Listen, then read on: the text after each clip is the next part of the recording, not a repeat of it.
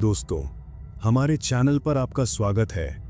आज हम बात करने वाले हैं एक ऐसी जगह के बारे में जहां दिन में भी लोग डरते हैं और रात को, हाय, रात को तो कोई वहां जाने की हिम्मत ही नहीं करता।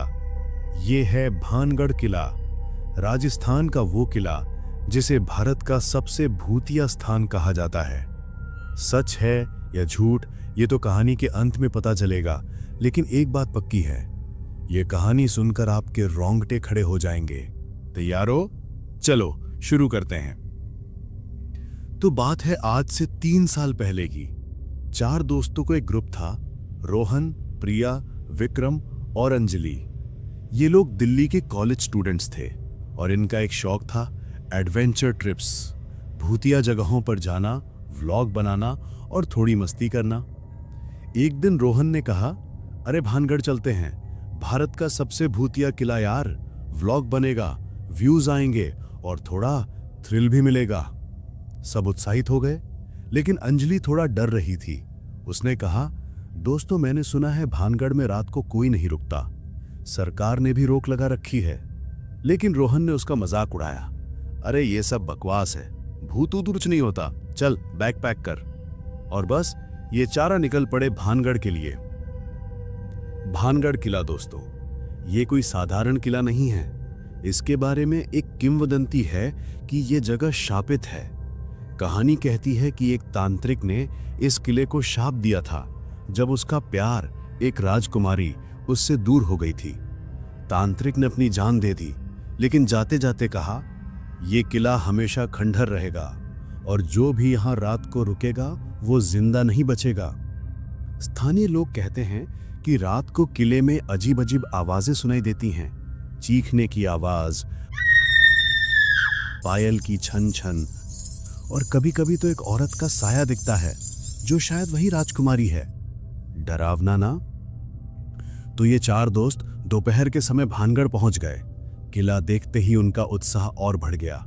रोहन ने अपना कैमरा निकाला और व्लॉग शुरू कर दिया। हाय दोस्तों, भानगढ़ किले में आपका स्वागत है। विक्रम और प्रिया मस्ती कर रहे थे, पुराने खंडहरों के साथ सेल्फी खींच रहे थे। अंजलि थोड़ी घबराई हुई थी, उसे कुछ अजीब सा महसूस हो रहा था। उसने कहा, यह जगह थोड़ी अजीब लग रही है, देखो ना, यहाँ एक भी चिड़िया नहीं है। लेकिन रोहन ने फिर मजाक उड़ाया, अरे चिड़िया भी डरपोक होगी, तू टेंशन मत ले। किले के अंदर एक पुराना मंदिर था जहां से एक अजीब सी खामोशी थी। प्रिया ने देखा कि मंदिर के एक कोने में एक छोटी सी मूर्ति थी जो थोड़ी अलग लग रही थी। उस पर कुछ अजीब सा लिखा हुआ था, लेकिन किसी को समझ में नहीं आया। विक्रम ने कहा, यह शायद तांत्रिक का कोई चमत्कार है। सब हंसने लगे, लेकिन अंजलि ने कहा, दोस्तों यहां से चलो, मुझे ये माहौल बिल्कुल अच्छा नहीं लग रहा। पर रोहन को मजा आ रहा था। उसने कहा, अरे थोड़ी देर और रुकते हैं, रात तक रुकेंगे, थोड़ी सी हिम्मत दिखाओ। ये सुनकर अंजलि का चेहरा सफेद पड़ गया, लेकिन वो चुप रही। अब सूरज ढलने लगा था। एक स्थानीय गाइड ने उन्हें चेतावनी दी कि बेटा, यहां रात को मत रुकना, जो भी यहां रात को रुका वो वापस नहीं आया। लेकिन रोहन को यह सब ड्रामा लगा। उसने कहा, अंकल, ये सब कहानियां टूरिस्ट के लिए बनाई जाती हैं, हम तो रुकेंगे। गाइड ने एक लंबी सांस ली और चला गया। अब किले में सिर्फ ये 4 दोस्त थे और अंधेरा बढ़ रहा था। कैमरा अभी भी चालू था, लेकिन बैटरी कम होने लगी थी। और तभी कुछ अजीब सा हुआ। रात के करीब 9 बजे किले के अंदर एक अजीब सी ठंडक छा गई। प्रिया ने कहा, यह कैसा मौसम है, सुबह तो इतनी गर्मी थी। विक्रम ने टॉर्च जलाई, लेकिन टॉर्च की रोशनी टिमटिमाने लगी। रोहन अभी भी व्लॉग रिकॉर्ड कर रहा था, पर उसका कैमरा भी गड़बड़ करने लगा। स्क्रीन पर एक सेकंड के लिए एक औरत का चेहरा दिखा और फिर कैमरा बंद हो गया। रोहन ने कहा, अरे ये क्या बकवास है, बैटरी तो फुल थी। अंजलि अब लगभग रो रही थी। उसने कहा, मैंने कहा था ना, यहाँ कुछ गलत है, चलो यहाँ से। लेकिन अब समस्या ये थी कि किले का मुख्य द्वार बंद हो चुका था। वो लोग फंस गए थे। अब ये चारों डर के मारे एक दूसरे के पास सटे हुए थे। विक्रम ने कहा, शांत रहो दोस्तों, हम द्वार तक जाएंगे, कोई ना कोई रास्ता होगा। लेकिन किले का लेआउट बिल्कुल भूल भुलैया जैसा था, हर गली के अंत में रास्ता बंद।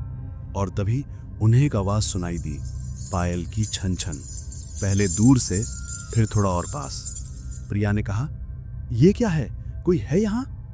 रोहन ने टॉर्च घुमाई, लेकिन कोई नहीं दिखा। पर उसकी टॉर्च की रोशनी एक पुराने दरवाजे पर पड़ी जो पहले से थोड़ा खुला हुआ था।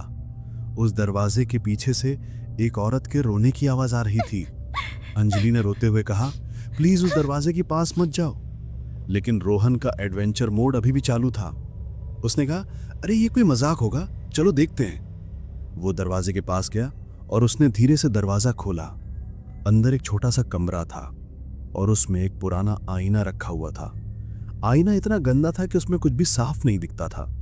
लेकिन जब रोहन ने आईने के पास टॉर्च जलाई तो उसमें एक साया दिखा, एक औरत का जिसके बाल लंबे थे और चेहरा बिल्कुल सफेद, बिना आंखों के। रोहन चिल्लाया और पीछे हटा, लेकिन तभी आईना अपने आप टूट गया।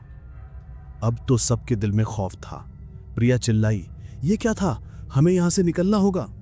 वो लोग भागते हुए किले से बाहर का रास्ता ढूंढने लगे, लेकिन हर गली उन्हें वापस उसी मंदिर के पास ले आती थी जहां वो मूर्ति देखी थी। और तभी विक्रम ने देखा, उस मूर्ति के ऊपर लिखा हुआ टेक्स्ट अब बदल गया था।